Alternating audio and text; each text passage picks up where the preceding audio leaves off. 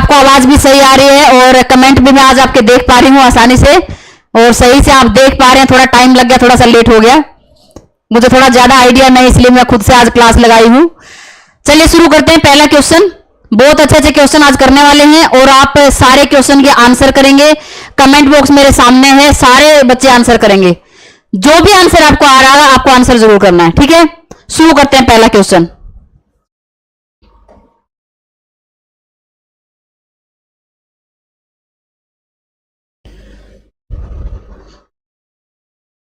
और पहला क्वेश्चन आपके सामने है, आपको बताना है भारत में पहली बार राष्ट्रीय आपातकाल की घोषणा कब की गई थी। भारत में पहली बार राष्ट्रीय आपातकाल की घोषणा कब की गई? 26 अक्टूबर 1962, 26 अक्टूबर 1961, 25 अक्टूबर 1962 या 25 अक्टूबर 1961। राष्ट्रीय आपातकाल के बारे में आपको बताना है कि राष्ट्रीय आपातकाल की घोषणा सबसे पहले कब की गई थी, सर्वप्रथम घोषणा कब की? आंसर करें भाई सारे बच्चे।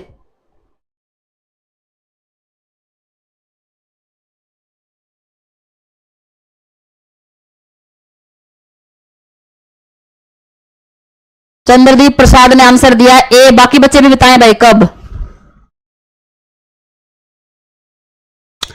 पंकज का भी आंसर ए आ रहा है, बाकी बच्चे भी बताते। सारे बच्चे आंसर करें और जितने भी यूट्यूब पे भी क्लास देख रहे हैं सब आप जहां जहां पे जिस जिस प्लेटफॉर्म को आप यूज करते हैं सब पे क्लास को शेयर कर दें, ठीक है। बिल्कुल सही आंसर है, सबसे पहला राष्ट्रीय आपात आपको लगा था कब? 26 अक्टूबर 1962 को। और यह कब लगा था? चीन युद्ध के कारण। अब इसी के साथ एक क्वेश्चन का और आंसर करेंगे आप मुझे बताएंगे कि राष्ट्रीय आपातकाल का जिक्र संविधान के किस अनुच्छेद में किया गया है? क्या बताना आपको? जो ये राष्ट्रीय आपातकाल आपने बताया अभी की पहली बार कब यूज किया गया, आपको बताना संविधान के किस अनुच्छेद में इसका जिक्र किया गया है, किस आर्टिकल में इसका जिक्र किया गया है राष्ट्रीय आपात का। आंसर करें भाई सारे बच्चे। राष्ट्रीय आपातकाल के बारे में संविधान के किस अनुच्छेद में बताया गया है, कितने प्रकार के राष्ट्रीय आपातकाल हैं, किस भाग में दिया गया, साथ साथ में हम लोग करते रहेंगे किस भाग में। तो आपका अगर आपसे पूछा जाए किस भाग में दिया गया है राष्ट्रीय आपातकाल, तो आपको पता होना चाहिए किस भाग में है। आप पहले बताएं फिर मैं बताती हूं। जल्दी जल्दी आंसर करें भाई। सबसे पहले राष्ट्रीय आपातकाल का आप मुझे अनुच्छेद बताएंगे, किस अनुच्छेद में। ऑप्शन मैं आपको दे देती हूं, ऑप्शन देख के आप बताएंगे। 352, 356 या 360। क्या आएगा? 352, 356, 360। आप कमेंट लेट से कर रहे हैं, मेरे पास कमेंट लेट से आ रहे हैं, मुझे पता नहीं चल रहा है, अभी तक किसी का कमेंट नहीं आया है। चलिए ठीक है बताते हैं।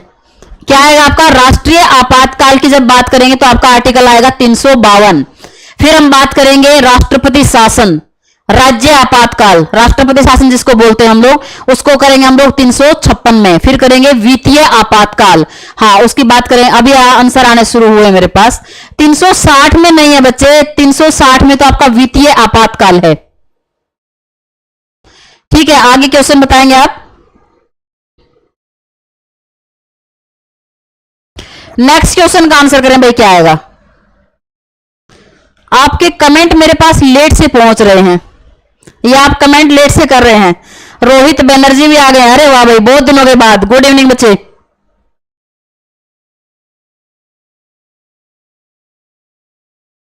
हाँ बच्चे बहुत दिन के बाद मिल रहे, अब लगातार क्लास होगी आपकी।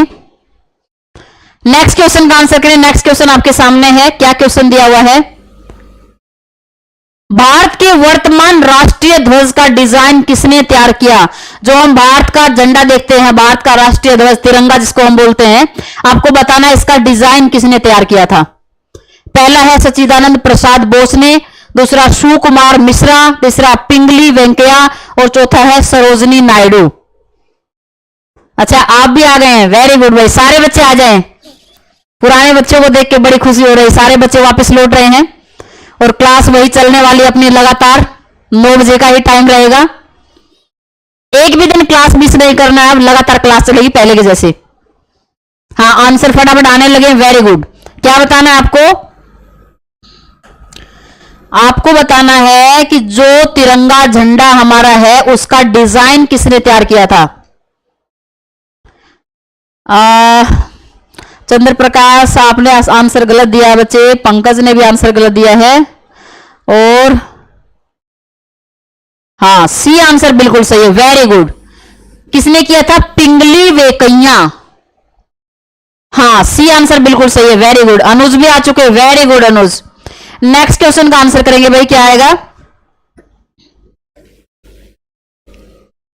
और ये जितने भी क्वेश्चन अभी हम लोग करेंगे, सबके क्वेश्चन की डिटेल, सिर्फ आंसर ही नहीं मिलेगा, इसकी व्याख्या भी आपको मिलेगी। और ये करना पड़ेगा, आई एम राइट। बिल्कुल बिल्कुल बच्चे, बिल्कुल। आज मैं कमेंट देख पा रहे हैं, आप आराम से कमेंट करें, मुझे पता चल रहा है किस किस के आंसर सही है। ठीक है, जितने भी क्वेश्चन आप यहां पे कर रहे हैं, इसके आंसर के साथ और इसकी डिटेल, 2-3 लाइन की डिटेल व्याख्या आपको टेलीग्राम चैनल पे मिलेगी। जिन जिन बच्चों ने टेलीग्राम को ज्वाइन नहीं किया तो वो टेलीग्राम को भी ज्वाइन कर लेंगे, सक्सेस इंडिया के नाम से ही है। नेक्स्ट क्वेश्चन का आंसर करेंगे, क्या है? देश में किस कानून के तहत तिरंगे को फहराने के नियम निर्धारित किए गए हैं? अपने प्यारे तिरंगे के बारे में आज कुछ चीजें हम जानेंगे जो जानना आपके लिए बहुत जरूरी है। पेपर में तो आएगा ही, आप सबके लिए, हम लोगों के लिए, सबके लिए जानना जरूरी, क्या नियम है। हाँ, खुश रहिए बच्चे। अनुज, देश में किस कानून के तहत तिरंगे को फहराने के नियम निर्धारित किए गए, यानी तिरंगे के बारे में रूल रेगुलेशन, कैसे उसको फहराया जाए, क्या क्या नियम है, ये कहां पर लिखा गया है? पहला है फ्लैग कोड ऑफ इंडिया, भारतीय ध्वज संहिता, ए और बी दोनों, या इनमें से कोई नहीं? क्या आएगा आपका आंसर? जल्दी आंसर करें भाई। संविधान को डिटेल कब से पढ़ेंगे? अब डिटेल भी पढ़ेंगे साथ में, मेरी डिटेल वाली क्लास भी चल रही है बच्चे। आपके बहुत सारे वीडियो, मैंने वीडियो से ही शुरू किया था, लेकिन अभी आपकी 9 बजे से क्लास चलेगी लाइव, और बाकी में हम लोग डिटेल पढ़ेंगे। सुबह की कोई क्लास रखेंगे अभी तो नहीं, अभी तो मैं वीडियो बना रहे हैं आपके लिए बहुत अच्छे अच्छे, तो आप सक्सेस इंडिया पे जाके उन वीडियो को देख लेंगे, बिल्कुल डिटेल उसमें पढ़ा रही हूं मैं, एक एक आर्टिकल। ठीक है? हाँ राजेंद्र, आगे बताओ भाई, किसमें किया गया डिटेल व्याख्या? ये सिर्फ कंफ्यूज करने के लिए क्वेश्चन आया, वो क्वेश्चन है इसलिए मैंने इसको उठाया है।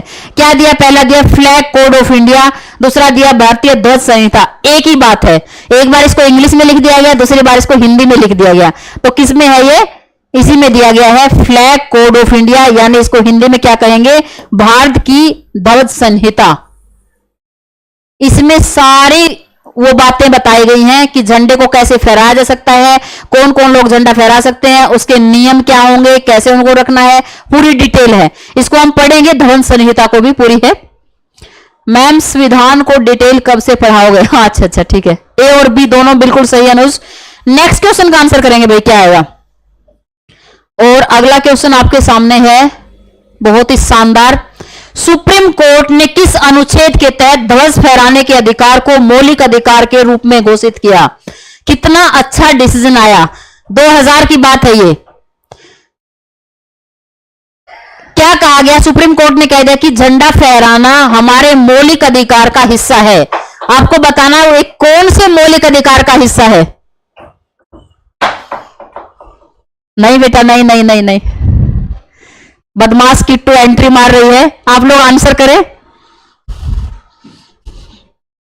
आंसर करें मैं सारे, अभी आती हूं मैं। नहीं बेटा, उधर जाओ।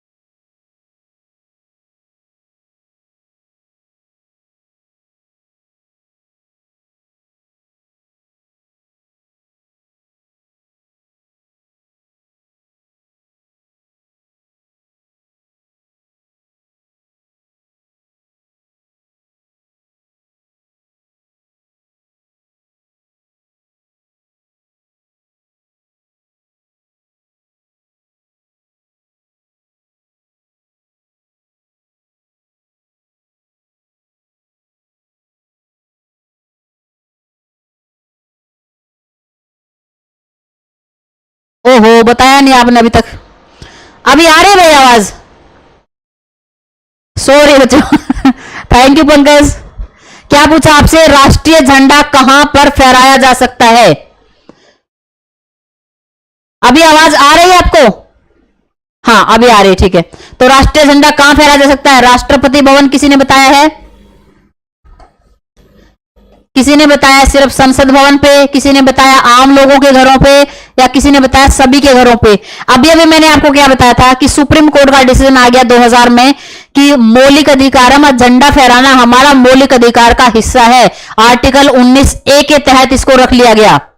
तो इसलिए क्या आएगा आपका आंसर? आएगा डी, सबके पास अधिकार। ये राष्ट्रपति भवन पर भी फहरा सकते हैं, संसद भवन पर भी, आम लोगों के घरों पर भी। यानी आंसर क्या आएगा आपका?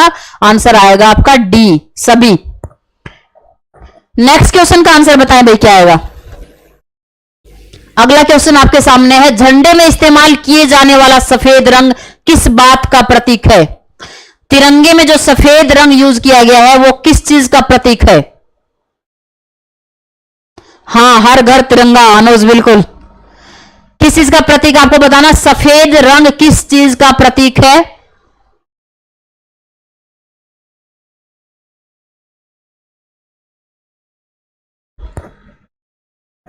पहला है बलिदान का, दूसरा सच्ची और विचारों की पवित्रता का, जीवन की समृद्धि का, या इनमें से कोई नहीं। सफेद कलर आपको बताना किस चीज का प्रतीक है?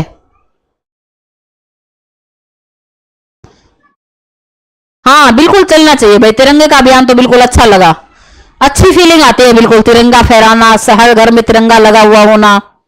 हाँ, क्या बता रहे हैं आप लोग? बी बिल्कुल सही है।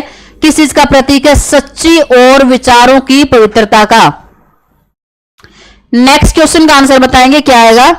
और अगला क्वेश्चन है आपके सामने, कई बार पूछा गया है और आगे भी पूछा जाएगा। क्वेश्चन क्या है आपको? ध्वज की लंबाई और चौड़ाई का अनुपात क्या है? जब आप तिरंगे झंडे को देखेंगे तो वो आयताकार शेप का है आपका, तो आपको बताना लंबाई और चौड़ाई में कितना अनुपात होना चाहिए। पहला है 3:4, 3:2, 2:3 और या 4:3। क्या होगा भाई? ध्वज का जो आकार होना चाहिए वो किस अनुपात में होगा बताएं। और ये क्वेश्चन भी आपसे पूछा जाता है कि ध्वज का जो आकार है क्या है, वो आयताकार है, वर्गाकार है, किस टाइप का है? हाँ, 3:2 बिल्कुल सही है। यानी अगर लंबाई 3 है तो चौड़ाई कितनी होगी? 2। यही झंडे का आकार है। नेक्स्ट क्वेश्चन का आंसर करेंगे। कौन सा कार्य करना अपराध की श्रेणी में आता है? बहुत ही शानदार क्वेश्चन है। आपको क्या बताना है? झंडे के बारे में ही है कि कौन सा कार्य करना अपराध माना जाएगा। झंडे के साथ किस तरह का? झंडे को घुटनों से नीचे कपड़े के रूप में पहनना, झंडे को घुटनों से नीचे कपड़े के रूप में बनाया, यानी पैजामा, सलवार, पैंट के रूप में झंडे का यूज करना। दूसरा, प्लास्टिक का झंडा फहराना। प्लास्टिक का झंडा नहीं फहरा सकते हैं, ये कहां लिखा हुआ? ध्वज संहिता में लिखा हुआ है। तीसरा है राष्ट्रीय ध्वज का प्रयोग व्यापार के लिए किया जाना। और चौथा है ऊपर के सभी। आपको बताना इनमें से कौन सा काम करना अपराध माना जाएगा। आंसर करें भाई सारे बच्चे, कौन सा कार्य अपराध की श्रेणी में आएगा?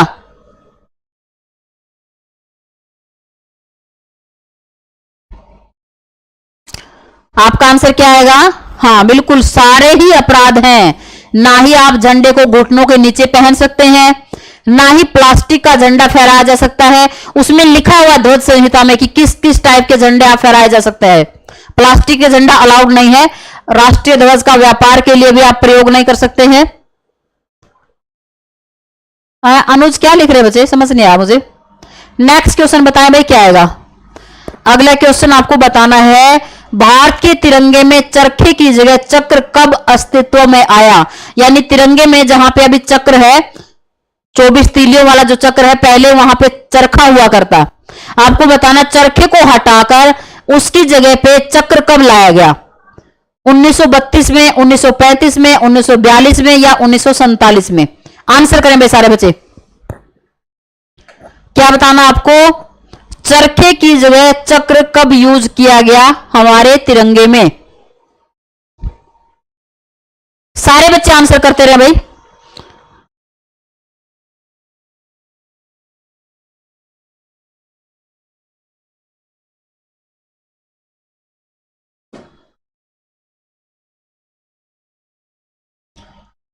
बी आंसर आ रहा है आपका।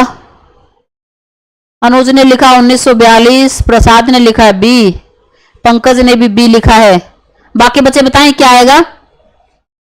आपका आंसर आएगा 1947। जब देश आजाद हुआ तब क्या किया गया, चरखे को हटाकर तिरंगे में किसको लिख दिया गया, 24 तिल्ली वाले चक्र को। नेक्स्ट क्वेश्चन बताएंगे आप, राष्ट्रीय झंडा फहराते समय सबसे ऊपर कौन सा कलर होना चाहिए। आपको बताना, जब आप राष्ट्रीय झंडा तिरंगा फहरा रहे हैं तो सबसे ऊपर कौन सा कलर आना चाहिए। सबसे ऊपर कलर कौन सा आएगा, हरा, सफेद, लाल, केसरिया। ये तो पता है ना सबसे ऊपर कौन सा होगा, तभी आपको पता चलेगा सबसे ऊपर कौन सा होना चाहिए। ये तो सिर्फ कंफ्यूज करने के लिए पूछा गया है। कभी भी तिरंगा जब आप तिरंगा फहरा रहे हैं, तिरंगा आपका लगा हुआ है, आप हाथ में लिए हुए हैं, एक ही कलर होगा जो सबसे ऊपर आएगा। आपको बताना उस कलर का नाम, कौन सा कलर होगा तिरंगा फहराते समय सबसे ऊपर होगा, हरा, सफेद, लाल, केसरिया। और आंसर आ रहा है केसरिया, डी बिल्कुल सही है। सबसे ऊपर कौन सा कलर होता है, केसरिया, उसके बाद सफेद और उसके बाद हरा। बिल्कुल सही आंसर है। नेक्स्ट क्वेश्चन का आंसर करेंगे।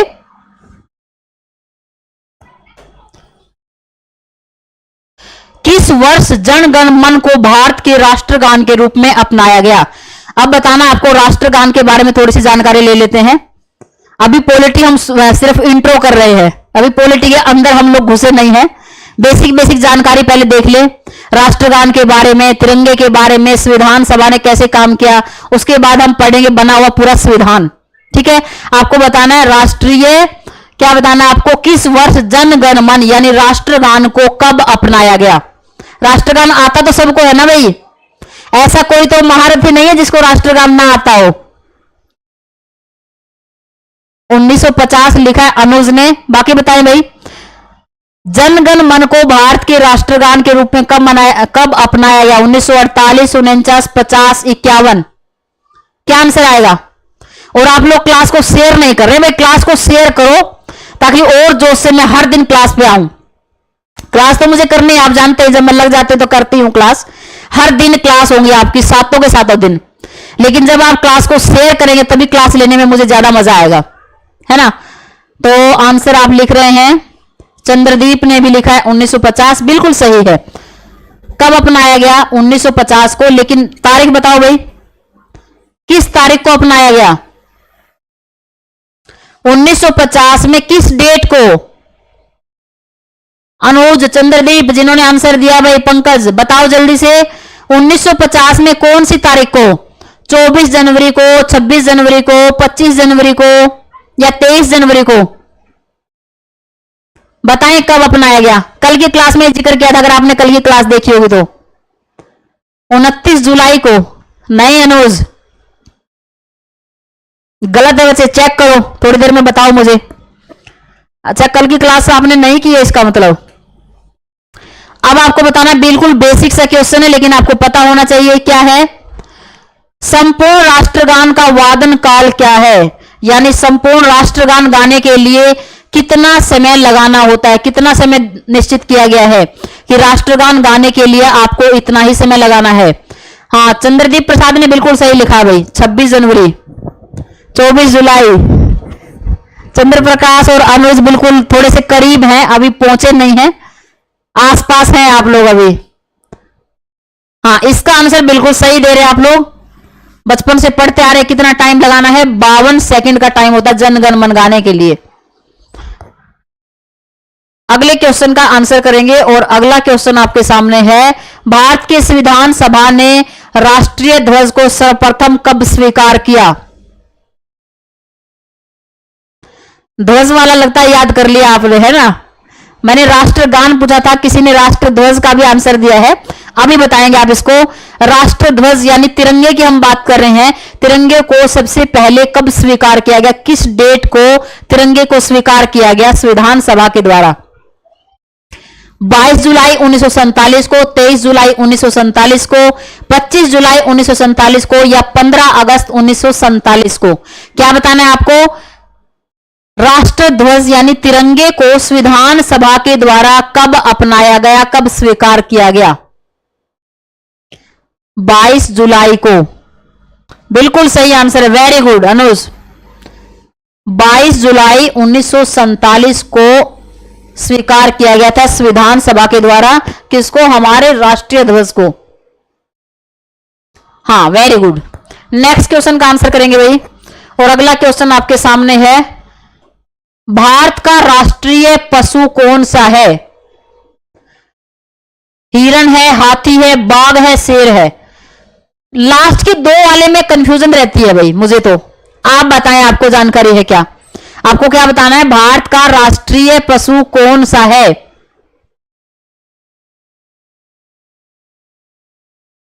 मंजू कुमारी भी आ गई भाई, खुश रहिए बच्चे।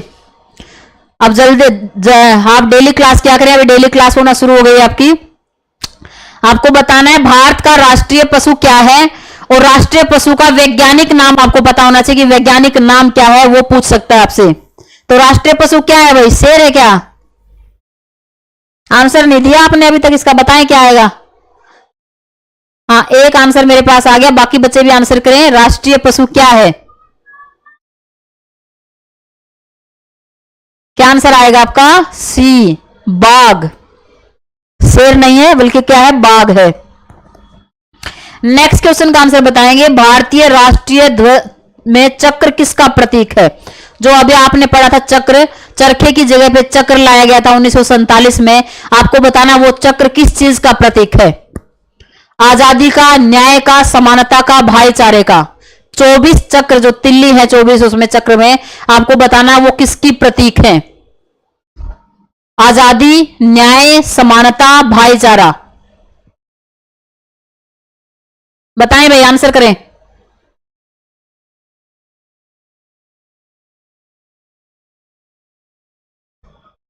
किसका प्रतीक है वो? जस्टिस का, न्याय का। जिन्होंने दो आंसर किया उनका बिल्कुल सही है, न्याय का प्रतीक है। नेक्स्ट क्वेश्चन बताएंगे आप, और ये क्वेश्चन है आपका राज्यों के गठन से संबंधित। नया राज्य बनाने में संवैधानिक संशोधन के लिए कैसा बहुमत चाहिए? अगर कोई नया राज्य बनाना है, किसी भी राज्य से अलग करके या किसी भी राज्य को मिलाकर नए राज्य का गठन करना है, तो आपको बताना कैसे बहुमत से इसको कर सकते हैं। ये बिल्कुल डिटेल क्लास में पढ़ा चुकी है, और इसी बार के सेशन में वीडियो सारे अवेलेबल हैं। आर्टिकल 1 से लेके 4 तक भी है, 5 से लेके 11 तक भी है, और अभी मैं मौलिक अधिकार पढ़ा रही हूं आपको। डिटेल जो वीडियो की आप बात कर रहे हैं, तो वीडियो वहां से देखते रहें और लाइव क्लास में उसको यूज करते रहे, फिर आपको क्वेश्चन आंसर करने में बहुत मजा आएगा। ठीक है, अब 1 से 4 के बीच का ये क्वेश्चन है, संघ और उसका राज्य क्षेत्र। और आपको बताना एक नया राज्य अगर बनाना है तो उसके लिए कैसे बहुमत की जरूरत है, और ये बहुमत वाली जो बात है ये किस आर्टिकल में बताई गई, आपको ये भी पता होना चाहिए। पहले तो आप इसी का आंसर करेंगे, और आंसर आ गया है बी, और मंजू ने आंसर दिया है क्या? साधारण बहुमत शायद।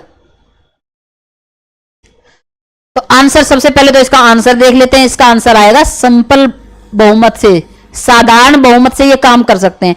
जब हम पढ़ेंगे आर्टिकल 1 से 4, उनमें है सारे में राज्यों के निर्माण, पूरी डिटेल मैंने उसमें करवाया हुआ। 4 नंबर जो आर्टिकल है, आर्टिकल नंबर 4, इसको आप देख लेंगे। आर्टिकल नंबर 4 में ये लिखा हुआ है 2 बातें। अनुच्छेद 4, और ये बार बार क्वेश्चन पूछता है अनुच्छेद 4 से। इसमें क्या लिखा हुआ है कि एक तो अगर कोई भी नया राज्य बनाना है तो उसके लिए विशेष बहुमत वगैरह की जरूरत नहीं है, उसके लिए क्या चाहिएगा? साधारण बहुमत,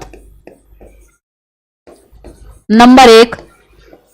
दूसरा, राज्य का निर्माण करने के राष्ट्रपति की पूर्व अनुमति लेनी पड़ेगी। राष्ट्रपति से बाकी हम लोग जो बिल की बात करेंगे, कोई भी कानून हमारे देश में बनेगा, राज्यसभा में पास होगा, लोकसभा में पास होगा, उसके बाद राष्ट्रपति के साइन होंगे।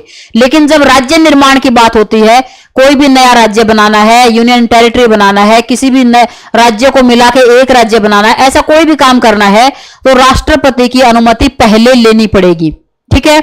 अगर हम बात करेंगे राज्यों की, मान लीजिए यूपी बड़ा राज्य है और उसमें से सरकार का मन करे, संसद चाहे कि इसको कई राज्यों में बांट दिया जाए, 2 राज्य 3 राज्यों में, तो सरकार से, किससे, यूपी सरकार से पूछने की जरूरत नहीं है। सिर्फ उनको बता दिया जाएगा, यूपी सरकार को भेज दिया जाएगा इंफॉर्मेशन कि हम ऐसा ऐसा सोच रहे हैं। विचार जरूर ले जाएंगे। अगर यूपी गवर्नमेंट ने दे दिया कि हाँ ठीक है बना दीजिए, तब भी सही है। अगर उन्होंने बोल दिया कि नहीं बनाना है, तब भी कोई फर्क नहीं पड़ेगा। उनके विचारों को मानना या ना मानना ये पूरी तरह से निर्भर करेगा संसद के ऊपर। यानी नए राज्यों को बनाने की पावर जो है वो पूरी की पूरी किसके पास है? पार्लियामेंट के पास है, संसद के पास है। क्लियर है? और साधारण बहुमत से ही ये काम होगा। नेक्स्ट क्वेश्चन बताएं भाई। अगला क्वेश्चन आपके सामने, भारत में कितने केंद्र शासित प्रदेश हैं? और ये 3-4 साल से जो बदलाव हो रहे हैं, इसीलिए क्वेश्चन ऐसा पूछा जाता है। हाँ मलिक साहब, गुड इवनिंग बच्चे, कैसे हैं आप? अगला क्वेश्चन बताइए, क्या क्वेश्चन पूछा गया आपसे? भारत में कितने संघ क्षेत्र शासित प्रदेश हैं, कितने यूनियन टेरिटरी हैं, या जिसको आप बोलते हैं कितने केंद्र शासित प्रदेश हैं? पहले कई साल तक ऐसा कोई क्वेश्चन नहीं पूछा गया। आपको पता 14 में भी बदलाव हुआ, उसके बाद 19 में बदलाव हुआ, इसीलिए ये क्वेश्चन पूछा गया। फिर 20 में भी बदलाव हुआ। तो इसलिए आप मुझे बताएंगे कि वर्तमान की, अगर आज की हम लोग बात करते हैं, तो भारत में कितने केंद्र शासित प्रदेश, यूनियन टेरिटरी हैं?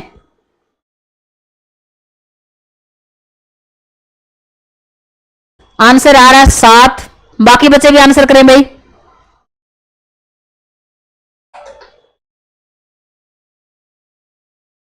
बाकी बच्चों का क्या आंसर है? 7 नहीं आएगा बच्चे, आपका आंसर आएगा 8। 7 आप बिल्कुल पहले के पुराने की याद कर रहे हैं, उसके बाद बदलाव हुआ ना। पहले हम लोग कई साल तक लगातार पढ़ते रहे, उसमें कोई चेंज नहीं हुआ। 28 राज्य और 7 केंद्र शासित प्रदेश। क्लियर है सबको? उसके बाद आपका क्या हुआ? केंद्र शासित प्रदेश कब चेंज हुआ? 2019 में क्या बना दिया गया? जम्मू कश्मीर को राज्य से हटाकर उसको 2 यूनियन टेरिटरी में बांट दिया गया। तो आपके केंद्र शासित प्रदेशों की संख्या कितनी हो गई? 7 और 2 9। फिर 2020 में क्या किया गया? दादरा नगर हवेली, दमन और दीव, जो छोटे छोटे केंद्र शासित प्रदेश थे, उन दोनों को मिला दिया गया। तो वापस से आपके पास, अगर आज की बात करेंगे, तो आपके पास यूनियन टेरिटरी की संख्या कितनी है? 8 है। ठीक है, क्लियर है सबको? नेक्स्ट क्वेश्चन बताएंगे भाई।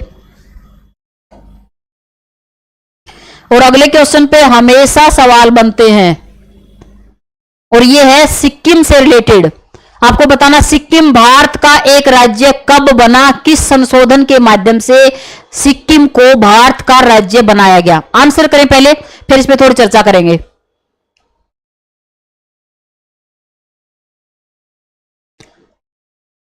कौन से संशोधन के माध्यम से सिक्किम को नया राज्य बनाया गया? आंसर करें भाई सारे।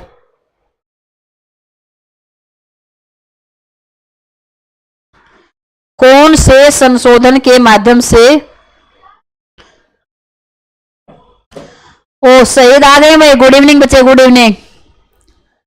आप बताएं, सिक्किम भारत का एक राज्य कब बना है? किस संशोधन के माध्यम से सिक्किम को भारत का राज्य बनाया गया? इसके बारे में 2-3 सवाल ऐसे ऐसे बिल्कुल कंफ्यूजन करने वाले। पहले तो आप इसका आंसर करें, इसमें तो कोई कंफ्यूजन है नहीं, इसका तो आंसर आपको आसानी से आ जाएगा। क्या आएगा भाई? आंसर करें। कौन से संशोधन है? 30वां, 33वां, 35वां, 42वां? कौन से संशोधन के माध्यम से सिक्किम को भारत का राज्य बनाया गया, भारत में शामिल किया गया?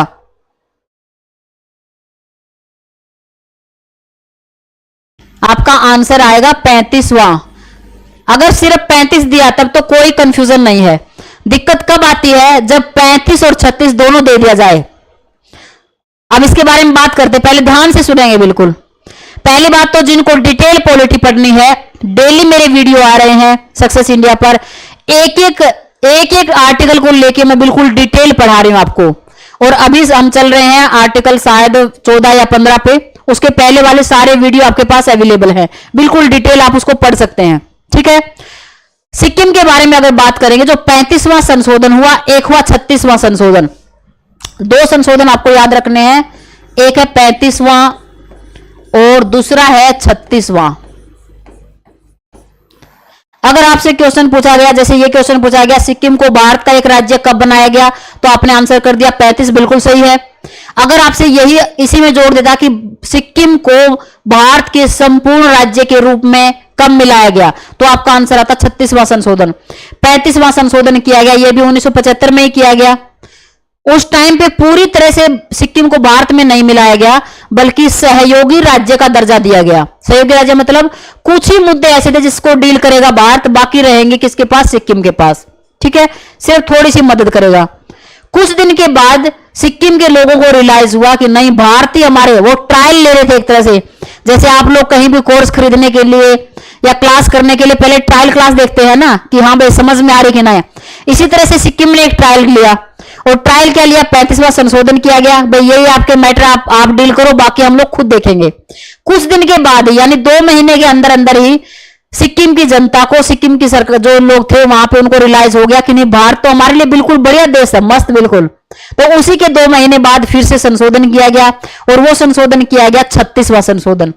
36वें संशोधन से पूरी तरह से सिक्किम को भारत में मिला लिया गया, नॉर्मल राज्य के रूप में, 22वें राज्य के रूप में। ठीक है, तो 2 संशोधन आपको याद करने, 35वां 36वां, दोनों ही सिक्किम से संबंधित हैं। ठीक है, अभी कौन आए भाई, जतिन बहुत लेट से आए बच्चे, गुड इवनिंग। डेली आया करें, क्लास का टाइमिंग वही पहले वाला है, सेम टू सेम। 9 बजते ही आपको आ जाना है, और जैसे कि पहले ही क्लास में मैंने बताया, डाटा मेरे लिए संभाल के रखना है। धीरे धीरे मैं शुरू करूंगी, आपको पता है 50-100 क्वेश्चन अपने चलते रहते हैं, और क्लास का 1 से 1.5 घंटे आपकी क्लास डेली चला करेगी, 7 के 7 दिन। आपको क्या क्या काम करने हैं, एक तो जो भी क्लास ली जाए उसको रिवाइज करके आना है। जितने भी आपके डाउट होंगे, नंबर आपके, अब मेरे पास मेरा जो नंबर है ये आपका व्हाट्सएप पे दिया हुआ है, तो वहां से आप लेके व्हाट्सएप कर सकते हैं। इससे अलग भी किसी तरह के आपके डाउट है, मान लीजिए क्वेश्चन आप कहीं सोल्व कर रहे हैं और आपको नहीं आता, व्हाट्सएप कर दें तुरंत कि मैम इसका क्या आंसर आएगा। दूसरा तरीका, टेलीग्राम है आपके पास, आप टेलीग्राम पे भी क्वेश्चन भेज सकते हैं। जैसे ही क्लास खत्म होगी, इसका पूरा पीडीएफ आपको टेलीग्राम पे मिलेगा, और उसकी डिटेल भी मिलेगी। जिस क्वेश्चन में डिटेल की जरूरत है, वो डिटेल भी आपके पास आती रहेगी। डेली क्लास करेंगे, कभी क्लास नहीं छोड़ेंगे। वीडियो आपके पास अवेलेबल है, सारे वीडियो आप देखते रहे। डेली वीडियो अपलोड कर रही हूं मैं, उसमें हम पढ़ रहे डिटेल बिल्कुल एकदम पॉलिटी को, और पॉलिटी की डिटेल क्लास भी मैं जल्दी ही लाइव शुरू करने वाली हूं। ठीक है, पहले इस क्लास को सही से शुरू कर देते हैं। कल ही मैंने क्लास शुरू की है, आज दूसरी क्लास है, इसको लगातार हम लोग शुरू करेंगे। आज की क्लास को यहीं तक रोकते हैं, इसको पूरे क्वेश्चन को अच्छे से रिवाइज करेंगे, और उसके बाद हम टफ क्वेश्चन लेके आएंगे। ये तो एकदम नॉर्मल क्वेश्चन है जो आप लोग जानते ही हैं। ठीक है, आज के लिए इतना ही रखते हैं, अपना ध्यान रखेंगे, अच्छे से क्लास को रिवाइज करेंगे। और बहुत सारे पुराने बच्चे भी आए हैं, बहुत सारे नए बच्चे आए हैं। थैंक यू भाई, सारे बच्चे जिसने शेयर नहीं किया वो शेयर कर दें, सब लोग लाइक करते रहें, और सारे बच्चे वीडियो को जहां जहां भी कर सकते हैं। आपके पास फेसबुक है, फेसबुक पे आप इसको शेयर कर सकते हैं। आपके कोई भी ग्रुप है तो ग्रुप पे शेयर कर सकते हैं। ठीक है, जिसने चैनल को सब्सक्राइब नहीं किया वो चैनल को सब्सक्राइब कर ले। ठीक है भाई, आज के लिए इतना रखते हैं। गुड नाइट, जय हिंद, जय भारत।